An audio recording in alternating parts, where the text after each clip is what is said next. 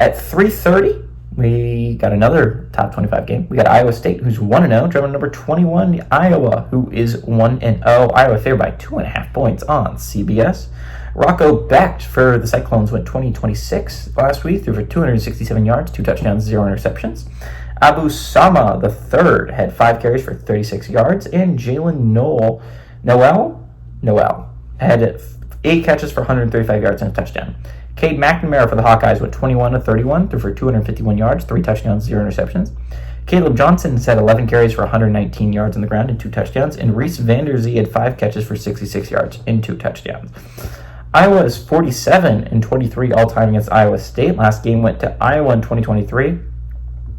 4 of last 6 times these two teams have played, it's been ending in a one-possession game, and Iowa has won 7 of the last 8.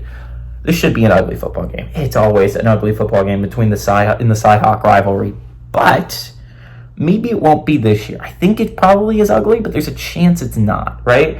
Iowa State has a competent offense with Rocco Becht in his second year.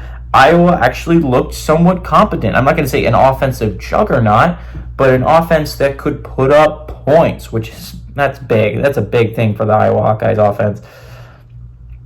3 touchdowns caught by wide receivers last week. That was the entirety of last year's season, so that's big if you're Iowa. Can they actually have a competent offense? Because remember, Iowa has a defense there. They've always been a competent offense away from actually competing for big things, and they've just never been able to get that offense.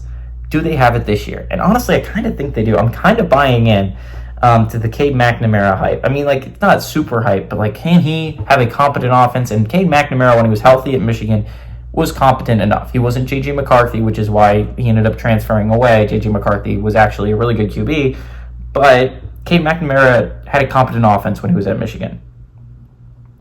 Iowa State has competent offense too, but Iowa's defense is locked down, right? They're always locked down. I expect this to be a low-scoring game. Honestly, I would bet the over here, which is an interesting thing to say when the Cy-Hawk rivalry, but the over-under is probably going to be set so low that I think the offenses are actually going to be able to do competent things. I kind of like Iowa here. I think Iowa has a really good team built together this year. I think they have a team that is a dark horse to trying to win the Big Ten.